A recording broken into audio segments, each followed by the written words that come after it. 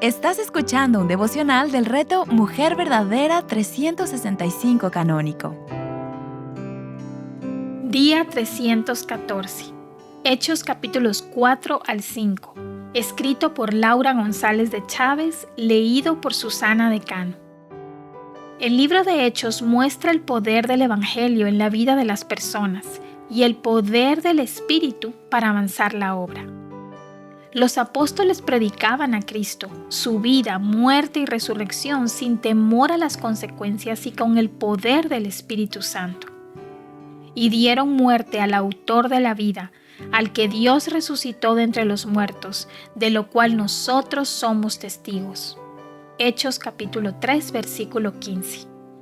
Hoy vemos a Pedro y a Juan siendo arrestados y llevados ante los gobernantes, ancianos y escribas de Jerusalén. Les interrogaban, azotaban, encarcelaban, y ellos, llenos del Espíritu Santo, lejos de defenderse, tan solo predicaban a Jesucristo. Las amenazas no hacían nada para callarlos. Su denuedo dejaba a todos sorprendidos, sobre todo porque eran personas iletradas. No eran académicos ni seminaristas. Eran sencillamente personas llenas del Espíritu de Dios, equipadas y enviadas por Él. Y para mostrar la veracidad del mensaje, Dios continuaba haciendo muchas señales y prodigios por medio de ellos, y ellos a su vez apuntaban a Jesucristo. Siempre surgirán opositores que intenten interrumpir o detener la obra de Dios, pero la responsabilidad del creyente es confiar en su Dios antes que temer a los hombres. Hoy aprendemos de los apóstoles que, en medio de la persecución, se regocijaban a ser considerados dignos de sufrir por Cristo. ¡Wow! Los apóstoles eran azotados, pero en lugar de sentirse como víctimas y levantar quejas contra el gobierno, ellos se sentían privilegiados de sufrir afrenta por su nombre. El Espíritu Santo no solo les llenaba, equipaba y dirigía, sino que también los libró milagrosamente de la cárcel para que continuaran llevando el mensaje. Esto tenía a los guardias y al concilio totalmente perplejos. No podían explicar humanamente lo que estaba sucediendo y por tanto querían detenerlos a toda costa. Pero por el poder del Espíritu Santo, ellos eran indetenibles. La llenura del Espíritu Santo nos da el valor para transmitir la palabra de Dios sin diluir y sin temor a los que se oponen. Los saduceos no creían en la resurrección y por tanto eran alérgicos a este mensaje. Dios se encarga de cuidar a sus mensajeros y de suplir sus necesidades para que la predicación no se detenga. Dios usó aún el consejo de Gamaliel, un fariseo miembro del concilio, para que dejaran a estos hombres en paz. Gamaliel dijo algo muy sabio: no tengan nada que ver con estos hombres y déjelos en paz, porque si este plan o acción es de los hombres, perecerá, pero si es de Dios, no podrán destruirlos, no sea que se hallen luchando contra Dios. Eso no se lo reveló ni carne ni sangre. Nadie puede estorbar los propósitos de Dios.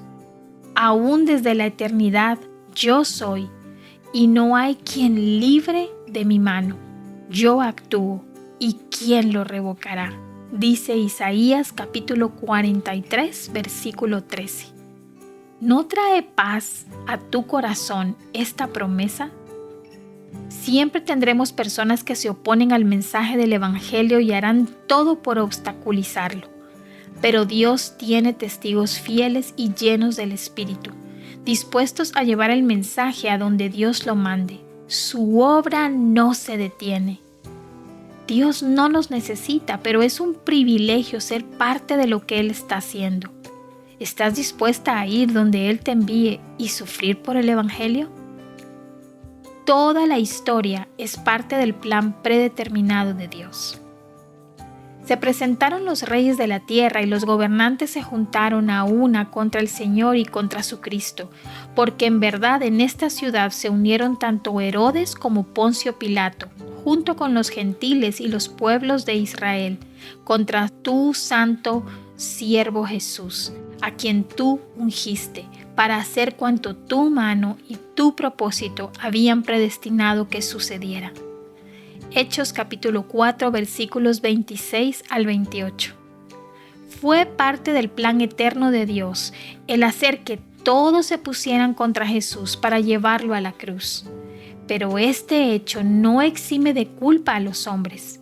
Los judíos y los gobernantes habían actuado por ignorancia, pero ahora, reconociendo su culpa, necesitaban arrepentirse y reconocer a Cristo como el enviado de Dios. Dios es el autor de la historia y de tu historia. Puedes descansar en su bondad, su sabiduría y sus planes soberanos para tu vida. El poder de una iglesia que ora. De nuevo vemos a la iglesia unánime, orando continuamente, reconociendo al Dios de los cielos y la tierra como el único que tiene el poder sobre todo. Es importante notar que cuando oraban no pedían protección, sino denuedo para llevar el mensaje. La presencia del Señor era tan evidente en medio de ellos que el lugar tembló. Esta presencia de Dios tan evidente les llenaba de valor. Esta llenura era como la gasolina que necesitaban para continuar llevando el mensaje, y el Señor, a través del poder de su Espíritu, continuaba agregando a la iglesia, sanando y liberando para mostrar su poder. Una iglesia que no ora es una iglesia que no tiene poder para llevar a cabo la encomienda que Dios le ha dado de ser luz en medio de las tinieblas. ¿Y tú? ¿Dependes de la oración para llevar a cabo la obra que Dios te ha encomendado o dependes de tus propias fuerzas y estrategias? Cuando estás en apuros, ¿a dónde o a quién recurres? A Dios no lo podemos engañar. Los creyentes estaban todos unidos y compartían todas las cosas. Muchos se veían movidos a vender sus propiedades para dar a los que lo necesitaban. Dios no estaba pidiéndoles que hicieran esto. Era algo que hacían movidos por amor, por Dios y por los hermanos, desde la llenura del Espíritu.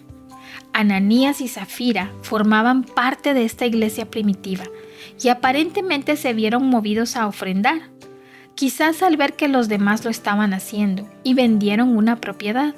Es posible que su motivación al ofrendar no era la misma que había movido a los demás hermanos a hacerlo. Cuando traen la ofrenda, mienten sobre el precio y Dios los mató a los dos instantáneamente. Esto sirvió para llenar de temor a los que observaban. Creo que en medio de todo lo que estaba ocurriendo en la iglesia en sus inicios, era importante que Dios le recordara al pueblo que Él era un Dios santo. Él no puede ser burlado. Esta narrativa está ahí como ejemplo para nosotros. Cuando la iglesia no maneja el pecado correctamente, la iglesia pierde su poder y las personas pierden el temor por Dios. Esta historia también nos enseña que Dios no desea nuestros sacrificios. Él no los necesita. Dios quiere un corazón genuinamente íntegro hacia Él. Ananías y Zafira no hubieran pecado si decidían no vender su propiedad. Su pecado fue mentir a Dios. Que cada uno dé como propuso en su corazón, no de mala gana ni por obligación, porque Dios ama al que da con alegría. Segunda de Corintios, capítulo 9, versículo 7. Mientras leo este libro me pregunto, ¿he sido atrapada de tal forma por este mensaje que estoy dispuesta a rendir mi comodidad y hasta mi propia vida por llevarlo a otros? ¿Estoy dispuesta a sufrir por el Evangelio? Oro que Dios me conceda una gran llenura del Espíritu para no considerar mi vida como valiosa y hacer proezas confiada en Él, bajo su autoridad, su poder y por su nombre. ¿Y tú? ¿Cómo te ha retado Dios con este libro hasta ahora? ¿Qué atributos de Dios has observado para meditar en ellos? Para más recursos como este, visita nuestra página web avivanuestroscorazones.com.